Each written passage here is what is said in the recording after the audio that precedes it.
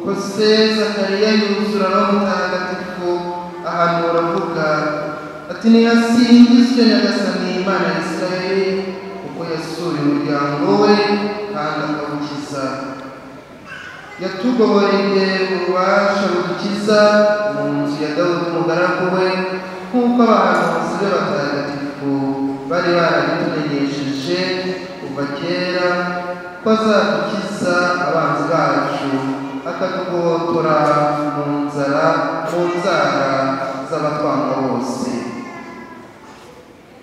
Yagiriye impuhwe ababyeyi bacu maze yibuka isezerano rye ritagatifu ya ndahiro yarahiriye Aburahamu umubyeyi wacu avuga ko namara kutugobotora mu maboko y'abanzi bacu azaduha kumukorera ntacyo twikanga tukarangwa n'ubuyoboke hamwe n'ubutungane iminsi yose y'ukubaho kwacu. Nawe rero wakana we uzitwa umuhanuzi w'umusumba byose kuko uzabanziriza Nyagasani ngo umutegurire amayira ukamenyesha umuryango w'umukiro bazakesha kubabarirwa ibyaha byabo. Koko Imana yacu impuhwe zihebuje ari nazo zatumye izuba rirasha amanuka mu ijuru aje kudusura akabonekera abari batuye mu mwijima no mu gicucu cy'urupfu kugira ngo atuyobore mu nzira y'amahoro. Umwana uko yakuraga ni nako yunguka mu bwenge nuko yibera ahantu h'ubutayu kugeza igihe yigaragaje imbere ya Isirayeli.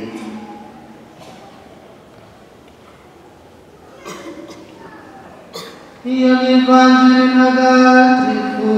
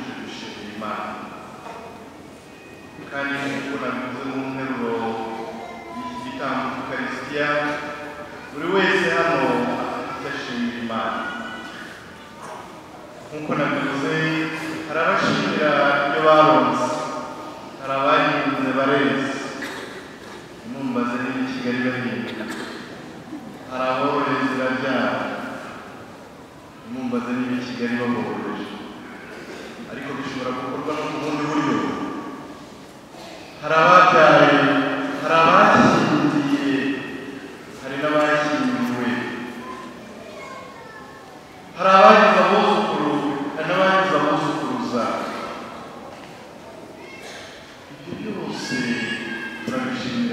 nyagasani. Hari n'ibyo tutavugira hano kuko burya umunyarwanda yarabivuze ngo umuntu ari hari kure tutagera, hari ibyo tudashobora kuzana imbere y'imbaga nini, ariko munda yacu, roho yacu iteze amaboko hamwe tutagera, iteze amaboko iririmba nyine ka karirimbo yasingizwe nyagasani Imana ya Isiraheli ko yasubiye umuryango wari wagenewe maze akawucungura.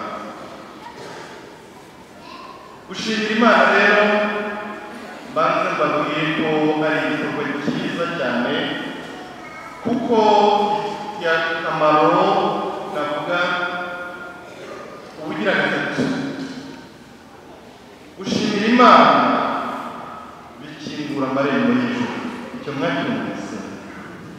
Gushimira Imana bidukingurira amarembo y'ijuru.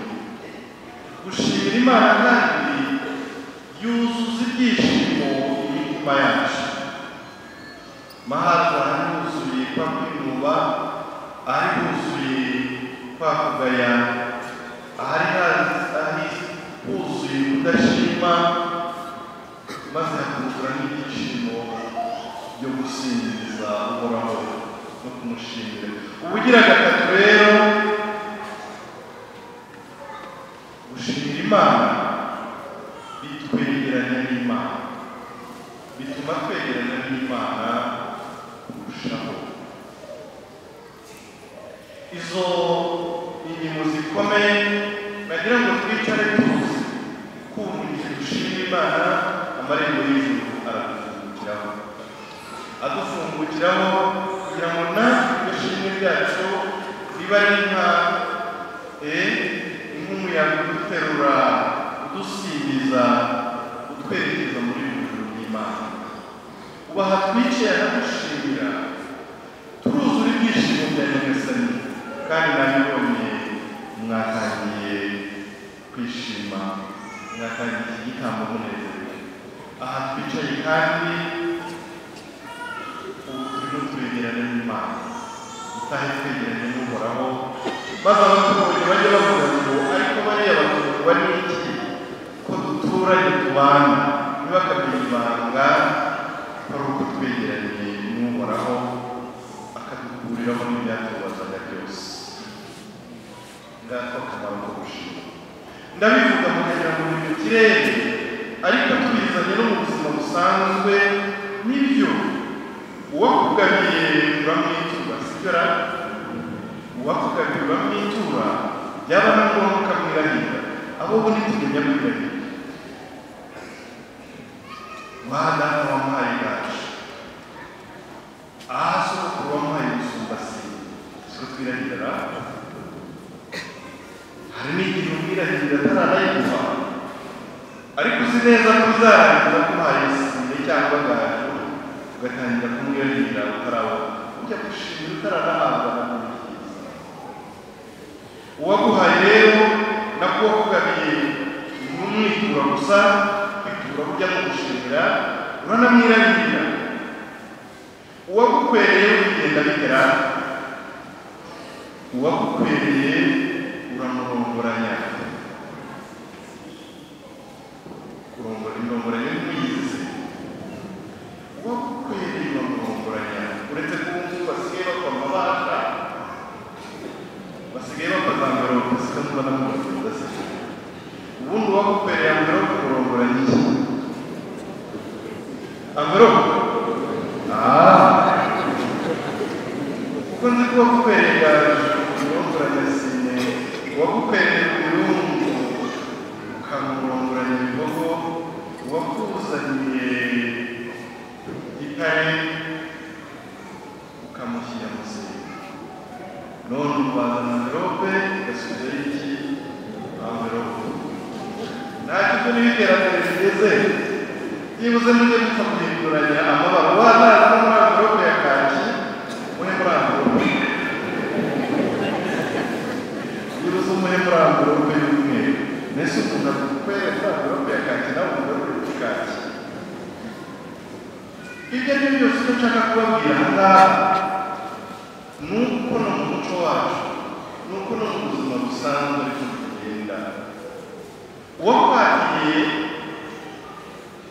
umushyira icyaha murima cyangwa se ukanamuganuza niko bigenda. Ibyo niba tubikora ku bana b'abantu twabuze n'iki kubikorera ku Mana. Ndababwira aho twicaye aha ngaha hari abo Imana yagabiye ibagabira ndetse itabaza, aho mbabwira mwebwe muri mwe agahinda ntiyagira rero twebwe abantu aho umwami yahaye amata mwabyihuse, aho Imana yahaye amata, aho umwami yahaye amata nibo bamwinjiye amata.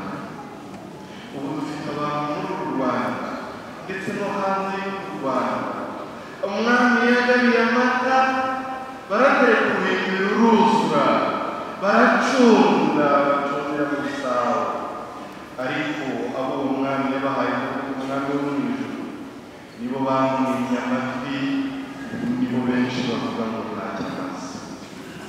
Batubona tujya gusenga bariko bariya basenga iki? Batubona gushimira Imana ngo murashimira iki ariko twabwihaye? Ibigo byavuye mu bwenge bwacu, ibigo byavuye mu maboko yacu, ngo murajya gushimira iki? Nuko nimukorere ndabyumva agahinda ngira nongere mbisubiremo nuko abo umwami yahaye amata aribo bamwima. Niyo tumaze gukira twibagirwa gukiranuka, iyo tumaze gukira twibagirwa n'ikindi, n'inzira zijya gusenga tukazifunga, n'imihanda ijya mu rusengero tukayifunga, n'abajya gusenga tukabita abasazi. Ariko wamamaza kuri ngiki uzi gusa usari kuri Nyagasani ntacyo byaba bitwaye, ntacyo byaba bitwaye. Gushimira Imana rero, gushimira Imana ni ukumenya ko ari we watugabiye hanyuma tukamwitura, ni ukumenya ko uhoraho ari we wadukwereye twarangiza tukagira gute tukamurongoranya, ni ukumenya ko hari uwadutwaye akatwakira twarangiza tukamushyira umuganura w'umusaruro wacu. Ndavuga nde? Ndavuga Imana. Niba ibyo mwabyumvise umwaka utahiza imbere yawe, ntuze urusiba iyo wahombye.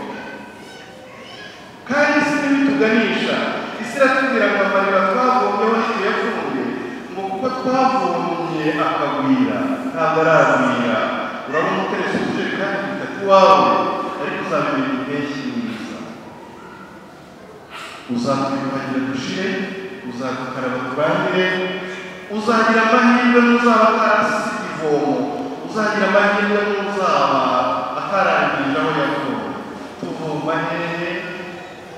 Usoma byose.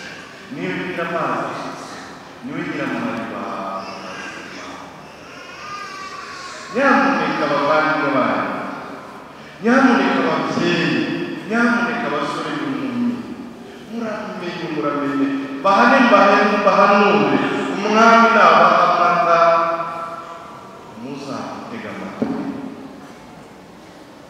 umwami nabagabira muzamutege. Ngiki cyatuzanye hano.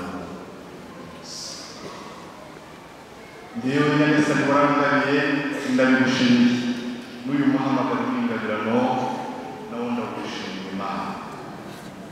Dore kandi impamvu mbabwira ko tugomba gushimira nanone, mu isomo rya mbere twasomeye uyu munsi twabwiye ko Imana yaduhaye ubuzima kandi ikabudukomereza. Siko mubizi mu gitabo cya Mwenesirari yaduhaye ubuzima kandi irabudukomereza. Burya iyo umuntu ari umusore, iyo umuntu agifite ubuzima bumwe butohagiye, bumwe butogota, nta menya agaciro k'ubuzima. Abato muri hano muzabaza ababyeyi banyu bamwe batangiye kugenda babuza kubacika gahoro. Wahaguruka umugongo kurya singira ibyo nangiza niba habari, wakwicara amatako akakurya, wahekenya amenyo akakurya, wagira ngo uraryamye ukumva umutwe uraremereye, wabyuka nabwo ntubashe kwicara. Kandi kera barasimbuka kandi barara. Burya niba utangira kumenya agaciro k'iki k'ubuzima, ku buryo nawe wakoreye yose kuba wayashora kugira ngo iryinyo ryaraye kurya barikuremo ubashe kuguza. Wayoboye umusore w'imyaka 18 se ugiye ikinyamabuye agaturika ngo yakumva ntabwo yakumva. Agura agahene ke akarya imihore n'amagufa akayatwitsa kandi ntabwo cyane. Aho uzibeshye mu myaka ya 60 uhekeye ikigori kitaraza neza uzamura uko bigenda. Aha abari muri iyo myaka ntibundenganye uvuze ko igihugu yavugiye simba yaramufashe. Ngaho abasore bazasimbuka nawe usimbuka hanyuma kubera bazasimbuka bitakuwe wowe nusimbuka amava akomane ibizakubaho nyuma simbizi. Ariko ikinshimisha kandi kinangaza nuko abantu bamaze kugera muri uwo mwanya aribo bamenya agaciro k'ubuzima bakamenya no gushimira Imana. Ubu hano waje gushimira Imana ko yarwaye akajya mu bitaro Faisal agakira. Urashimira Imana kuko hari bari kumwe ku ruhande aho ngaho banyanditse bakagenda. Ariko hari n'ubu Imana bararinze ndangije umwaka ntarwaye n'ibicurane. Abo bantu barashimira Imana ariko ntabwo bafite ibyishimo bimwe. Uwishimye n'uwagize uwagiye Faisal akagaruka ntiyashoboraga kugenda se ntanagaruka.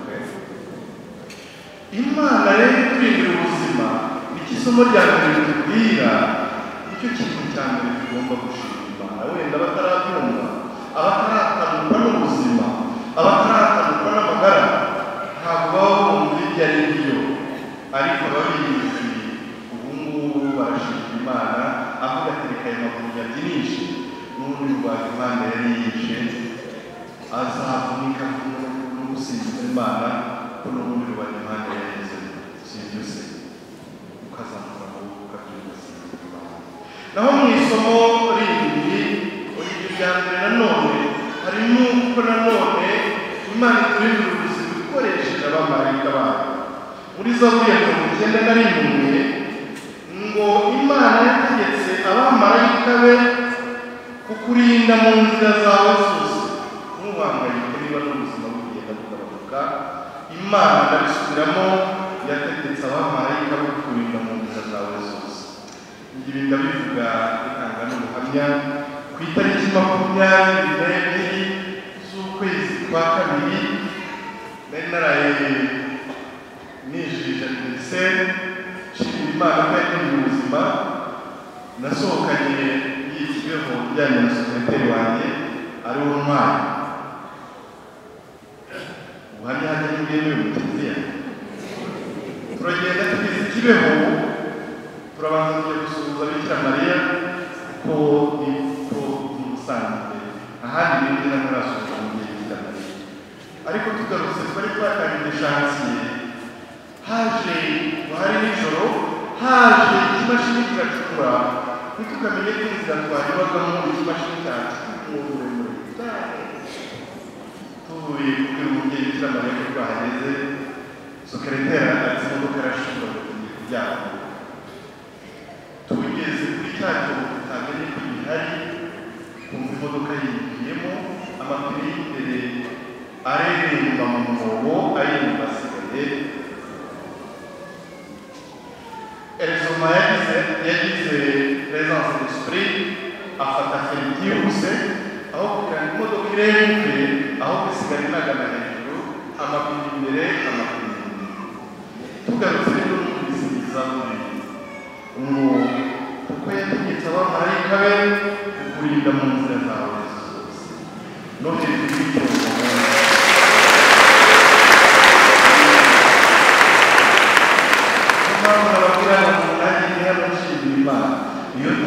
nubwo amateka ashobora kuba yaranditse ariko Imana yaravuze ngo abamarayika bayoboza kuri inzira zawe zose none dore umwaka urarangiye ushatse twaririmba akaririmbo none dore umwaka urashize Paul nawe kugira ngo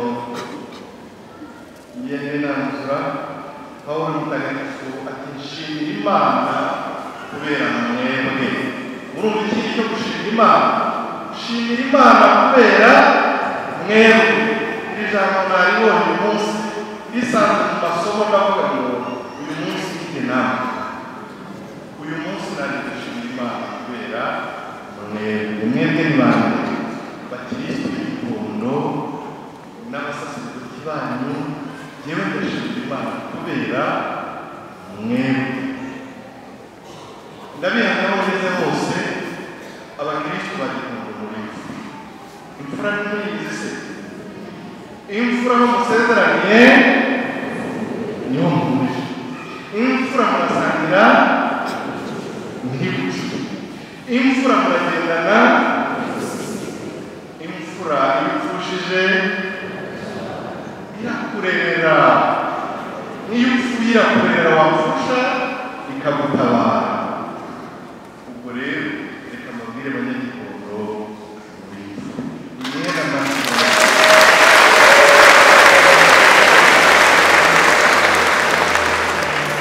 yewe mbabwira ngo munyantege cyane reka noneho nirenge kandi nirenge cyane dutangira ikiliziya nari mfite ubwoba kimwe bita kuvuga bagira ubwoba pe urabizi se mu gihe ibintu bipfuye byitirirwa ndetse kujya mu rusetukwamo nkuru hari igihe nareba ibintu bizango nkavuga ngo tujya mu mwenda bakaza bakagurisha nzabwira ngo kikarinari n'akanyama nkavuga ngo ubungubu nitujya muri ibi tukayubaka ikanga kuzura abazanyura bazavuga ko umuporobesi yarewe n'ibintu yarerewe hehe yamugiye urumva ubwoba nari mfite urumva hatari habuze n'ukwemera gukera iyo tukabagira mu mfura ngo aho dusezeraniye tuba ariho duhurira ngo nitugendana ntidusigane ubungubu amateka bavuga ibindi bintu none rero twaragendanye none dore umwaka urashize padiri mukuru yambwiye aho mugeze mwishyura ndavuga ngo ntihasingizwe Imana ya Isirayeli niyo yasubiye umuryango ubungubu n'udusigayemo muzaduha n'intaka kanyu padiri mwarakoze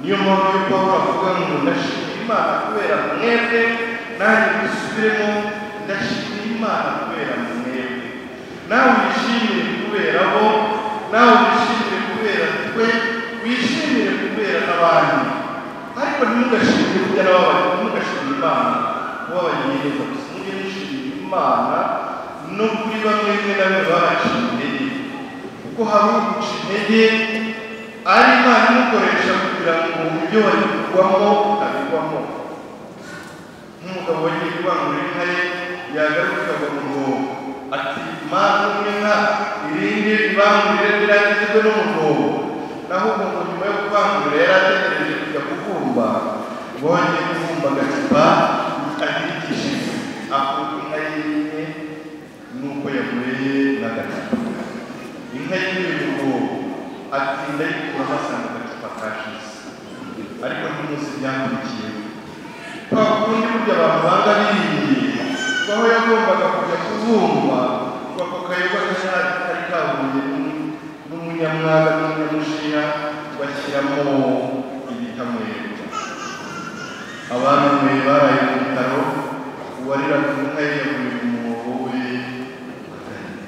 ntimukajye mugira ikibazo hari icyo Imana itinza ku isi ko tubivugiye byadukoraho ibyo nabyo mujye mwishimira niba hari ibintu utabashije kubaka uyu mwaka tegereza uzayubaka utaha kuko uyu mwaka wenda ari kuva hejuru utaruzura shimira Imana n'uko bitakunze hanyuma rero Zakariya we akarangiza mu ibanga kubona yangije ashimira Imana kubera ibintu byinshi kuko uhoraho yadukijije abanzi bacu ariko mu gihe abanzira oya ntimukabagire ariko uhoraho yadukijije abanzi bacu nubwo nabifuza ntimukabagire ntabwo muzaza abanzi kubaho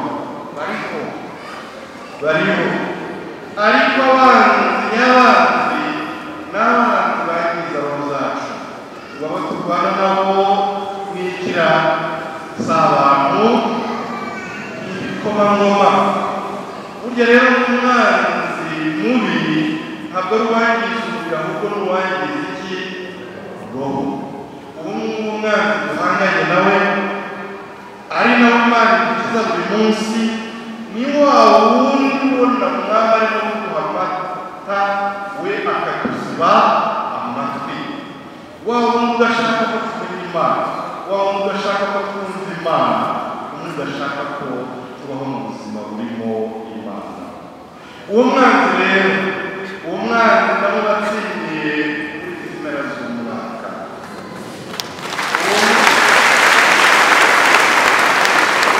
uwo mwanzi ntazatugire ububasha mu mwaka wa 2024 n'imyaka yose izakurikiraho uwo mwanzi uhora batanga kuri ijuru n'iteka ryose